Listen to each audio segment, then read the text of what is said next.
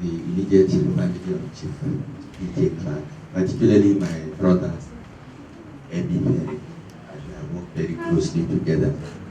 And my link with the chief, my brother, Chief Obinimi, all invited guests, family members, good afternoon. I've been asked by our leader, Vice President Atiku, to make a few remarks. Let me begin with condolences to the family. I've already called the family to condole them because I was not in the country when this happened.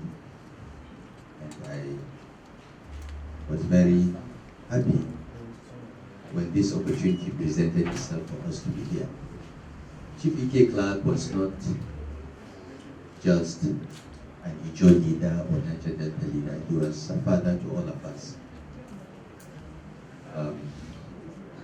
I first met him when I returned from exile at the time President Jonathan was acting president. And all persons of goodwill were looking for solutions to stabilize the country.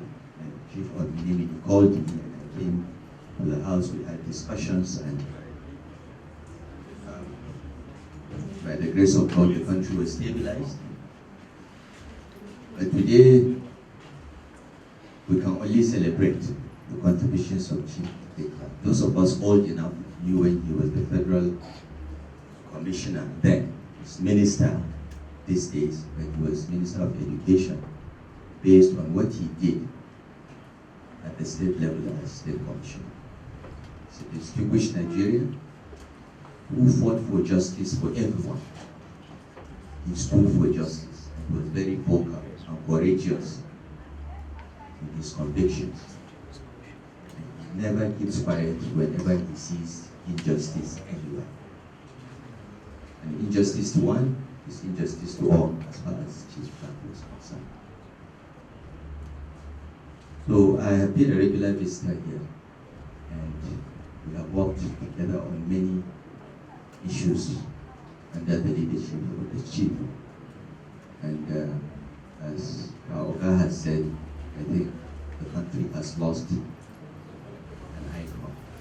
May the soul rest in perfect peace. May the Almighty God bless all that he has left behind. May his legacies continue, and may all the seeds that he has planted grow and blossom through the greatness of Nigeria.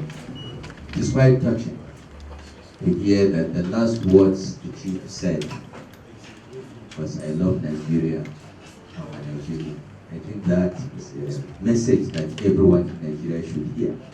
For those that want to see Nigeria break up or engage in ending violence along ethnic or religious lines. I worked with Ebi on a committee trying to improve electricity supply situation under the leadership of His Excellency Vice President Nasir. And I was very impressed with his intellect, with his knowledge. He was representing the CBN government, but he was the brain of everything that you've seen the CBN did as far as power sector intervention was concerned. And the CBN did a lot. It's easy to discredit the CBN, particularly what Emefiele did, because he did other things that we didn't like. Before I took them to court because of the currency redesign. So we're not the best of friends at the time. But we should also recognize when someone has done something good. And some of the interventions of the Central Bank of Nigeria, I must admit, you saved the electricity sector in this country. And Ebi Perry was at the thick of it. So even if the only contribution of Chief Pondering Nigeria was to give us Ebi for that critical period, I think Nigeria should be grateful to him. Crisis. I think everyone, no one, can dispute that we, as a country, our democracy, and our nation are in great danger. And all people of goodwill need to come together to ensure that we have a leadership that will make this country better for everyone, not just for a few. And I think the legacy of E.K. Clark and the work that he has done should remind us all of the importance of being courageous, standing up for justice, and risking everything for Nigeria. I've been working on a project to write about the legacies of our 6 living former presidents of Nigeria. Nigeria is very lucky. We are the only country in the world with 6 former presidents still alive, still active.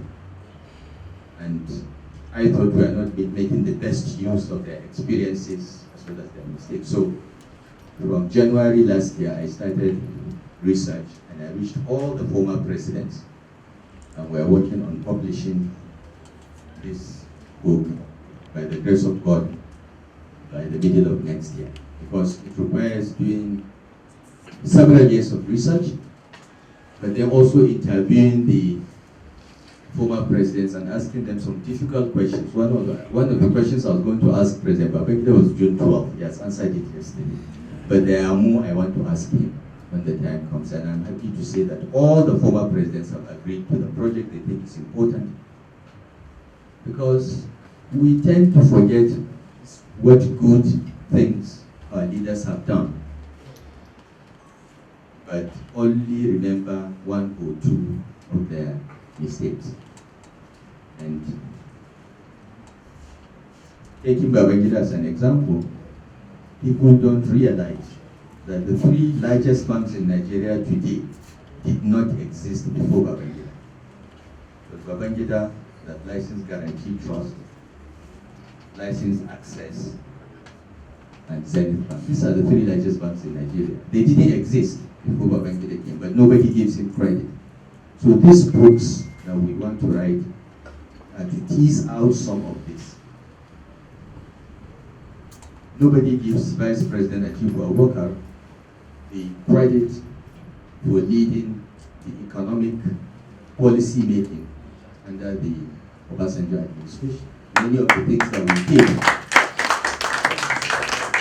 from BPE to the economic team, was under his leadership. But maybe because we don't write a lot and people don't read history, we tend to forget. We only remember negative things. I think it's part of human nature to remember only negative things and forget positive things.